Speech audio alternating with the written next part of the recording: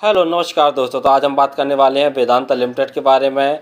तो जैसे जानते हैं कि वेदांता के अनिल अग्रवाल ने नहीं मानी हार, फॉक्सकॉन के पीछे खींचे कदम तो चिप बनाने के लिए खोज लिया नया पार्टनर। तो देख ले रहे हैं हम विस्तार से। तो वेदांता समूह के फॉक्सकॉन के साथ हुए सेमीकंडक्टर मैन्युफैक्चरिंग के लिए 19.5 अरब डॉलर के सौदे से झटका खाने के बाद जो इन्होंने है वेदांता ग्रुप के चेयरमैन, उन्होंने नया पार्टनर ढूंढ लिया। अनिल अग्रवाल ने बताया कि कंपनी सेमीकंडक्टर यूनिट बनाने के लिए 3 अलग-अलग फर्म के साथ बातचीत कर रही है और वह इसे जल्द ही डील करने वाली है। और इन्होंने 2.5 साल में अपना पहला चिप बनाने का लक्ष्य भी रखा है, जो कि कंपनी के लिए बहुत पॉजिटिव पॉइंट वाली बात है। हिंदुस्तान की न्यूज ही है कि जैसे जानते हैं कि वेदांता को कुछ दिन पहले ताइवान की टेक कंपनी फॉक्सकॉन से झटका मिला था। इस झटके के बाद अनिल अग्रवाल ने हार नहीं मानी और सेमीकंडक्टर मैन्युफैक्चरिंग प्लांट के लिए नया वर्ल्ड क्लास पार्टनर खोज लिया है। गुजरात में आयोजित सेमिकॉन इंडिया 2023 कार्यक्रम में बोलते हुए उन्होंने कहा कि उनकी कंपनी वेदांता सेमीकंडक्टर और डिस्प्ले फैब के मैन्युफैक्चरिंग के लिए पूरी तरह से प्रतिबद्ध है। और उन्होंने कहा कि भारत में सिलिकॉन वैली बनाने के लिए गुजरात सबसे सही जगह है। सेमीकंडक्टर कॉन्फ्रेंस में अमेरिका की कंपनी ने भी $400 मिलियन के निवेश का ऐलान किया और बताया है कि यहाँ पर हजारों इंजीनियर्स को मिलेगी नौकरी।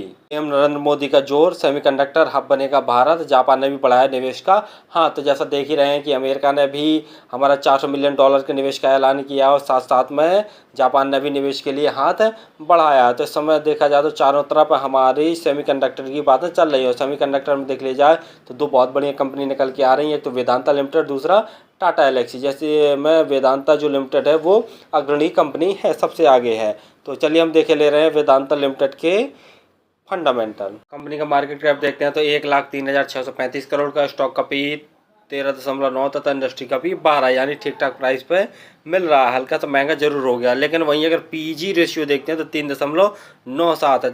तो जिससे पता चलता है कि शेयर काफ़ी महंगा है। और कंपनी के ऊपर कर्जा देखते हैं तो 66,628 करोड़ का है, काफ़ी ज़्यादा कर्जा है। और देखे ले रहे हैं कि प्रमोटर होल्डिंग 68.1% है, लेकिन जितनी भी प्रमोटर होल्डिंग है पूरी की पूरी गिरवी रखी हुई है। जैसे यहाँ देख पा रहे होंगे प्लेज परसेंटेज 100% है। फ्री कैश फ्लो देखते हैं तो 19,466 करोड़ है। अगर ये फ्री कैश फ्लो से भी कर्जा चुकाना चाहेगी तो फिर भी काफ़ी सारा कर्जा कंपनी के ऊपर बचा रहेगा। और देखे ले रहे हैं कि यह कंपनी डिविडेंड बहुत ज़्यादा देती है। जो हमारे हिंदुस्तान में सबसे ज़्यादा डिविडेंड पे आउट करने वाली कंपनियाँ हैं उनमें से देखा जाए तो अग्रणी कंपनियों में से एक है। चलिए हम पिछले कुछ सालों का रिजल्ट उठा के देखे ले रहे हैं।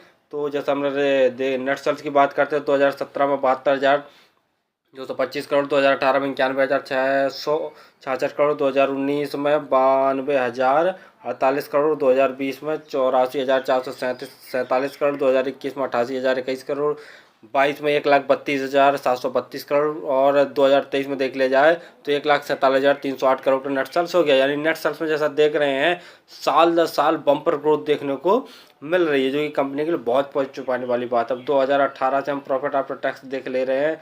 2018 की बात करते हो 13,692 करोड़ का नेट प्रॉफिट था और 2019 में 9,668 करोड़, 2020 में कंपनी को लॉस हुआ था, 2021 में 15,032 करोड़, 2022 में 23,710 करोड़ और मार्च 2023 तक देख लिया जाए तो 14,503 करोड़ का कंपनी को नेट प्रॉफिट हुआ। यानी नेट प्रॉफिट में काफ़ी बम्पर गिरावट देखने को मिली है पिछले साल की अपेक्षा, लेकिन नेट रेवेन्यू में ग्रोथ देखने को मिली है।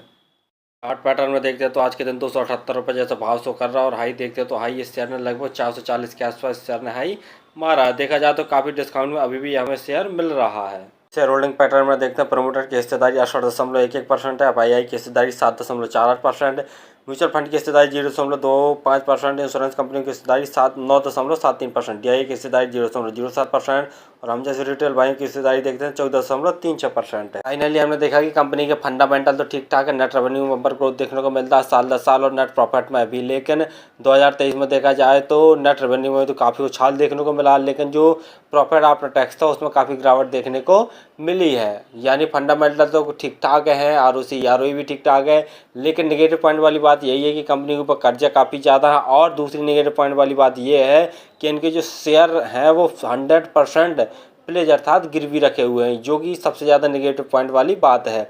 यदि ये फ्यूचर में अपने शेयरों को छुड़ाने में अगर ये सक्षम होती है कंपनी तो आगे चलकर बम्पर रिटर्न यह कंपनी दे सकती है। और बाकी जानते ही हैं कि वेदांता समूह ने, जैसे जानते ही हैं कि 3 यूनिट अलग अलग जो फर्म है उनके साथ जो चिप्स हैं वो बनाने के लिए बात चालू कर दी है। और जैसा जानते ही हैं कि और इसका लक्ष्य भी रखा गया है कि 2.5 साल में ये पहला चिप बनाने का इसने अपना लक्ष्य रखा है। और साथ में ये भी जानते होंगे कि जो हमारे नरेंद्र मोदी जी हैं इन्होंने भी जोर दिया है कि सेमीकंडक्टर हब बनेगा भारत। और जानते ही हैं कि जो अन्य देश हैं वो भी धीरे धीरे हाथ बढ़ा रहे हैं। जापान ने भी निवेश का हाथ बढ़ाया है। जापान के साथ साथ में देख लिया जाए तो अमेरिका ने भी $400 मिलियन का निवेश करने का ऐलान किया है।